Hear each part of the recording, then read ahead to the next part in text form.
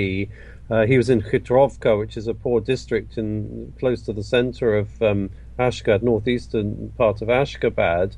He was arrested in September 2008, just after an armed clash in that area, which seems not to have had anything to do with him, where he was not an organizer or anyone involved directly in it.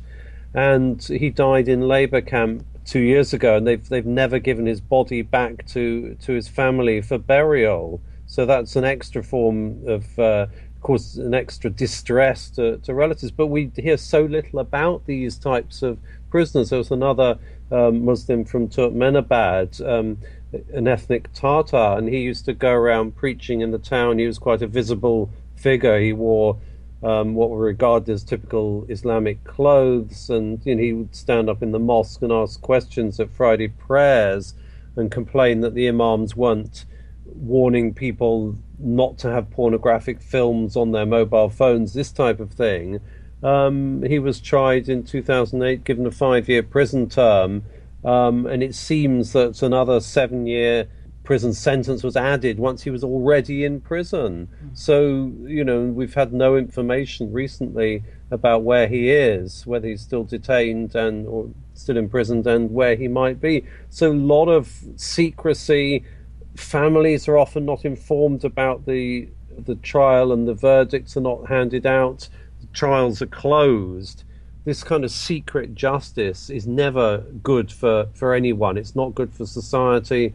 It's not good for actually making sure that the people who are prosecuted and ought to be prosecuted are brought to justice, and that the people who should not be brought to trial, or once they're on trial they should be acquitted, that does not happen. So secret justice is never good.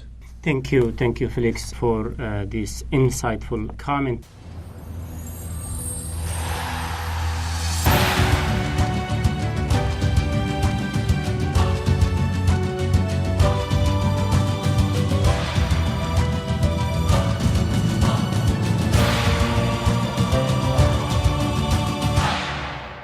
Just to recap the debate today in the Majlis Arab Central Asia podcast, we are discussing Islam in Central Asia and move by the authorities against conservative Muslims or people representing various sects in the region. Discussing the subject with me are Felix Kohli, editor of Forum 18, a news service specialized in religious matters in Eurasia, Diloram Abdullayeva, native of Uzbekistan, who currently runs an NGO called Tashabbus. Noah Toker, editor of Registan, is joining us from Prague. Also, Bruce Pannier, editor of Radio Free Europe, Radio Liberty's Central Asia blog, Koshlak Awazi, is with us. I'm Mohammed Tahir, host of the Majlis here in Washington, D.C.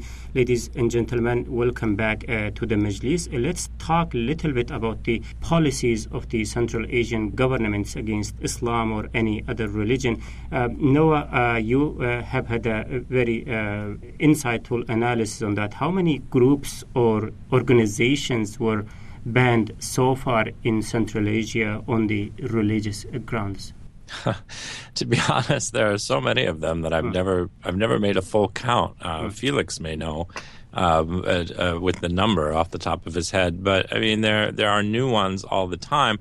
And the other problem is, I mean, the part of this that is extremely problematic is, like I discussed before, some of these, particularly in Tajikistan, where they've been very aggressive about prosecuting people under legislation that bans Wahhabis and Salafis, are that these are categories almost without definition. You'd be very pressed to find anyone in a Central Asian government who could delineate to you the exact difference between a Wahhabi and a Salafi, and who could and lawyers who present these evidence in trial.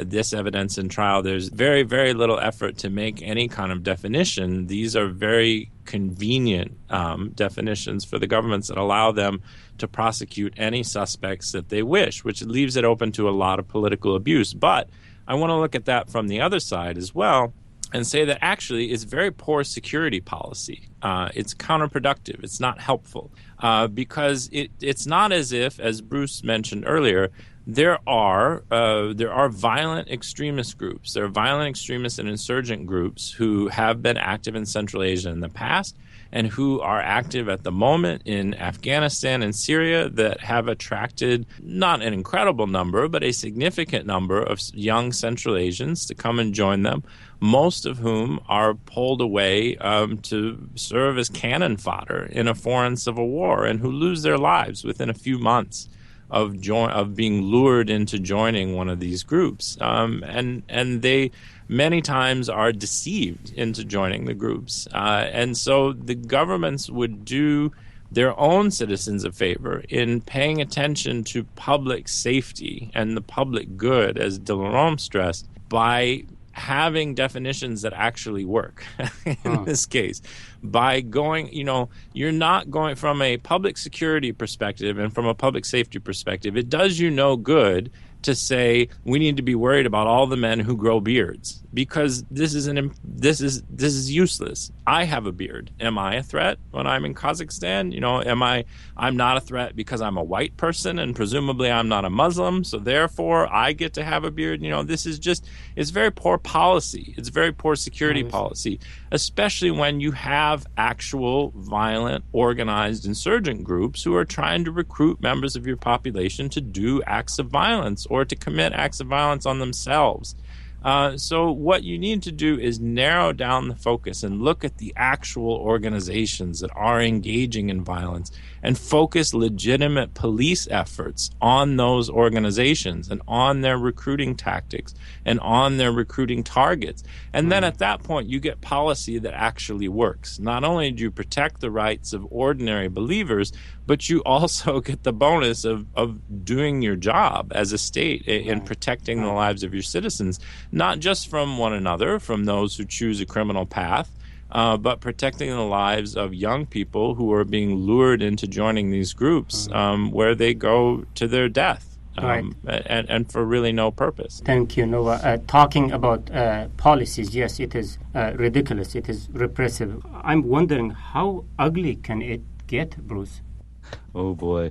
Well, there's one thing we got to remember here is that the Soviet Union did a lot of things to upset the trajectory of Central Asia, and one thing is that we've inherited a generation of leaders who aren't very familiar with Islam themselves. They're not very familiar with the religion, and this has been a big problem with them in the past. Before the Russians came, even after the Russians had just arrived, peoples who were the emir or the Khan or whatever their title was were also very deeply religious, or at least had been going to mosque since they were small children. Their whole lives they had been acquainted with the religion.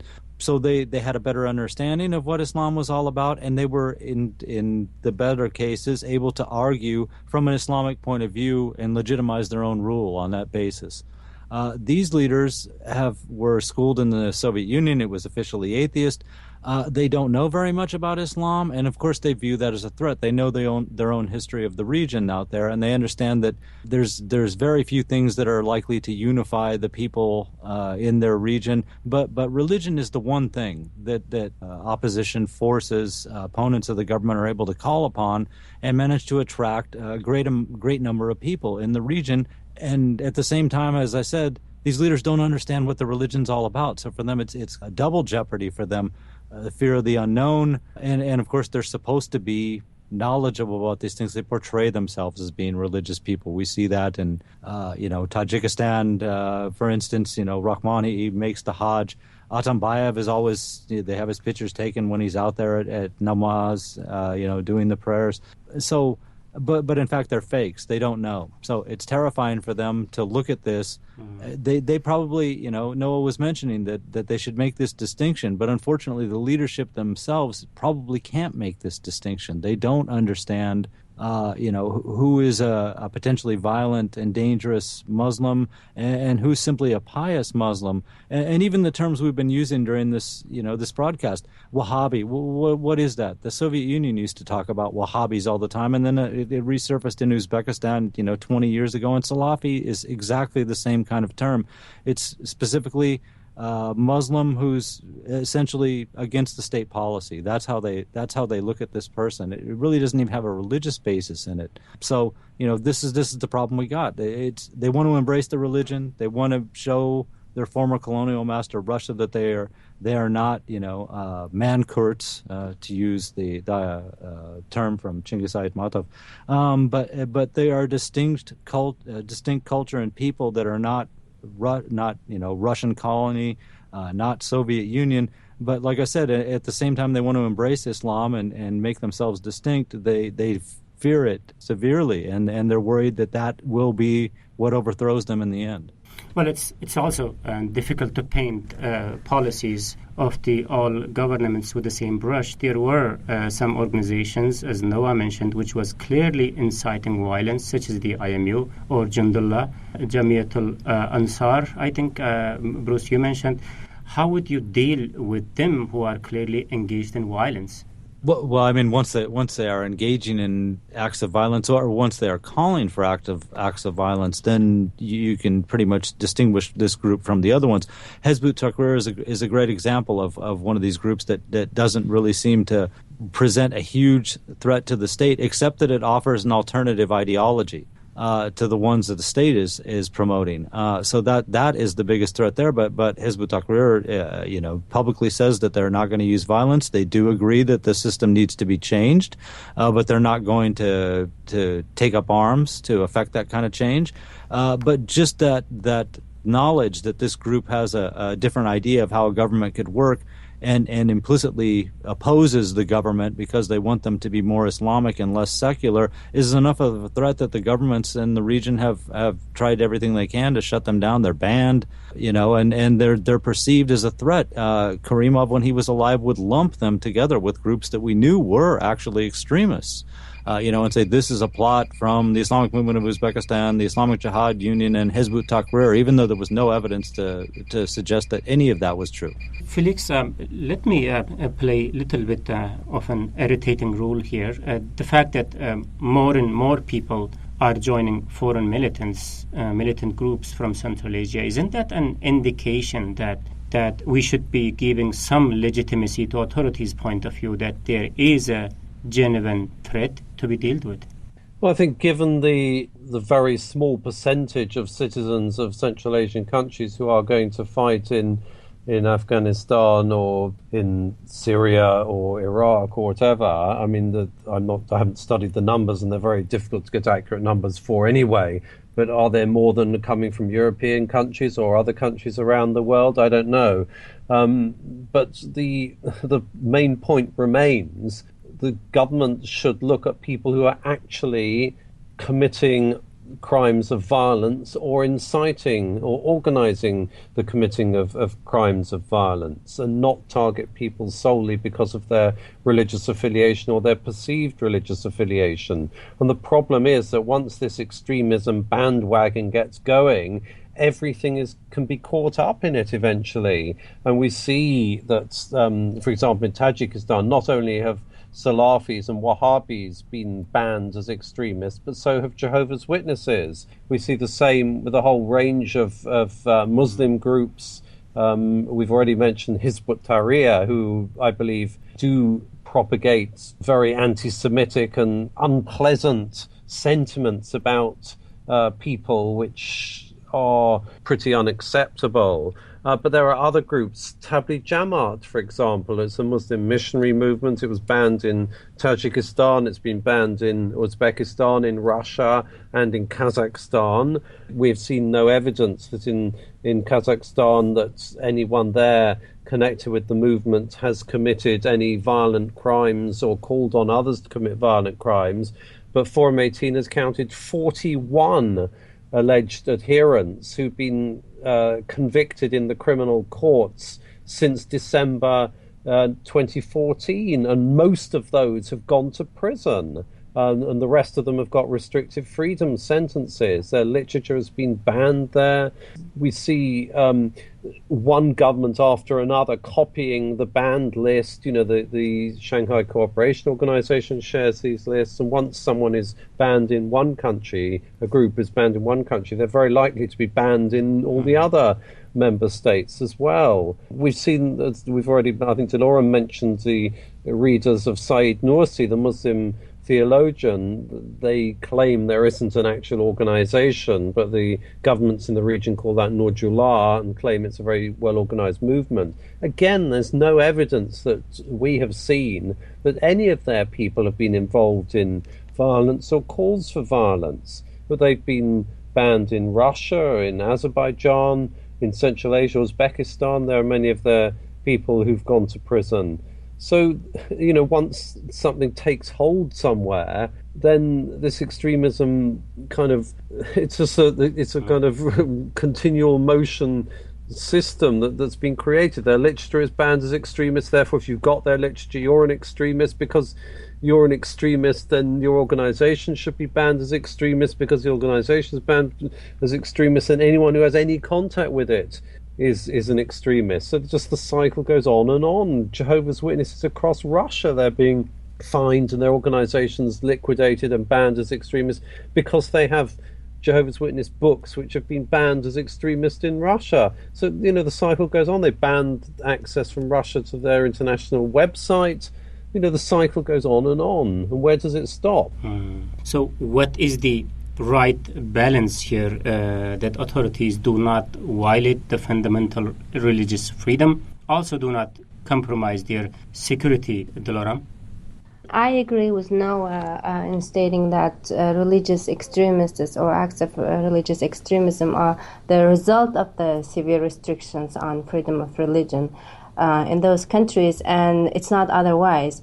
And by restricting religious freedom, they're helping those extremist organizations abroad. For the proper policy would be to stop and think about the policy. Is it helping or not? Are we gaining or not? And then follow the established international laws. The laws it prescribes in the constitutions of those countries. And education. If there is real threat from the abroad, from organizations such as in Syria, in Afghanistan, then the proper way would be education. Right, thank you very much. Noah, we have spoken about lots of fault lines here, but what are some of the positive examples within the region in dealing with similar challenge groups? Well, one of the biggest positive moments that's happened in the last couple of years is that as part of, or we believe as part of their anti-ISIS campaign, the government of Uzbekistan decided to release a prominent religious teacher and thinker named Hayrullah Hamidov, who was up until he was arrested in 2010, was one of the most widely followed and influential young religious sort of celebrities. He was, in a way, he's not a trained cleric, but he was a disciple of the former Mufti of Uzbekistan, Muhammad Siddiq Muhammad Yusuf, and he ran a popular FM radio program and some publications and things like that. In a way, he was the front end of a kind of religious celebrity of the type that we see in just about every society in the modern age. And he had very, very clearly non-extremist views. He made it very clear that he actually submitted all of the themes for his programs to the state mufti before broadcasting and things like that. He really, in fact, never said anything very controversial. But at one point, he became so popular that I think it made the government nervous, and they decided to announce one day that he was the leader of a terrorist organization that no one had ever heard of before. And he and several other people who were close to him were convicted in a closed trial, like the ones that Bruce and Felix have talked about already. And, we don't have a whole lot of idea what happened inside the trial, but he was convicted of being the leader of a terrorist organization and for, I believe, on charges of trying to overthrow the government, and sent away to prison and silenced that way. And then as the government began to realize, I think in early last year, that they were facing in ISIS an organization unlike anything that they'd faced before, especially because of its mastery of social media and the skill that its recruiters had in penetrating the firewalls and blocks and the sorts of things that Uzbekistan had erected to much success to cut out the voices of groups like the Islamic Movement of Uzbekistan and people like that before. They agreed to release Hayrullah, and he became briefly the spokesperson for the state muftiyate's anti-ISIS campaign. And they released him, though, without ever taking back the charges that were made against him in the first place, which is, I thought, was really a travesty of justice. I mean, I applaud the government for releasing him. I think it was a wise strategy. It was a good strategic move, and he was a natural and logical spokesperson against a violent extremist group that the vast majority of Uzbek Muslims condemn and, have nothing in common with. And he was a logical choice for that, and so the government did the right thing, I think, by choosing to have him as the public face for this campaign, for the anti-ISIS campaign. But I think it remains really emblematic of the government's approach toward religion that they did this. They made him the face of their anti-terrorism campaign without ever admitting that he was not a terrorist, and without ever acknowledging that they had charged him with being the leader of a terrorist organization. He just went from one day being in prison as the leader of a terrorist organization, and then the next day as the government's chief face sort of for their anti-ISIS campaign, and they never acknowledged the tension between those two things. And so although it was really a positive step, and I applaud them for doing it, and I'm really relieved that Hayrullah was released, I still think it remains emblematic of the ground that they still have to cover. Bruce, we are talking about some of the positive examples in the government's approach to deal with these things within the region. Anything that you would like to add into this debate? There was a time, certainly in the 90s and at the early part of the turn of this century, when they did have qualified Islamic clerics there. There was no doubt about it. I met the old Grand Mufti of Uzbekistan, Bahramov, in the latter part of the 90s, and he did understand the religion. He was loyal to the state, but he absolutely understood what the religion was all about, and was trying to, like so many of them do, figure out a way that he could fit his interpretation of Islam in with contemporary events, in this case Uzbekistan, but I've seen it in other countries too. That said, I think one of the biggest drawbacks they have now is that they've decided that they're not going to let their leading clerics go, or their future leading clerics leave the country to get education outside the country. Someone like Bahramov had received his Islamic education outside the country. There was a bunch of others that are still around actually today, but now they want all this stuff to be local, and it's obvious that their intent is to make sure that it's everything they learn is a state-approved version of Islam, which they will then pass on to the worshipers in their own community. And this has always been the problem, is, especially coming out of the Soviet heritage, is that people figure that these people, the leading clerics, are probably no more than state stooges, mouthpieces of the government. They're in place to give them a version of religion that keeps them loyal to the regime. That really wasn't the case for a while there, and there still are some people that did receive their education abroad, but in the future generation or generations, I think it's going to make the problem much worse that all these people will be educated in madrasas, which are located in the countries that they live in, and they will have hardly any experience outside the country, and their legitimacy will be questioned again and again. Felix, the Central Asian leaders are facing more unusual realities when it comes to religion, partially because people are returning to their religious roots. Do the authorities have the capacity to deal with this on their own? Well, what's there to deal with if people choose to follow a religious faith or to be interested in religion or not to be interested in religion? That should be entirely their affair. It's not for the state to get involved at all. And I think the states find it very difficult to recognize this fact. The fact is that we live in an open, democratic world. These are the ideals that people aspire to. And the governments have been left behind. They're doing their own citizens a disservice by seeking to dragoon them, if they are religious, into a very tight, narrow box where they can conduct any religious activity under close state supervision. So the state has just got left behind by the modern world, where individuals can choose whether to believe or not to believe. And it's much easier now with the internet and with international contacts to get access to fellow believers and to information and to learn more about a faith if you are interested in doing so, or any belief system if you're interested in doing so. The governments need to wake up and catch up with this, but they are determined to hold the line and to try to prevent these kinds of developments within society.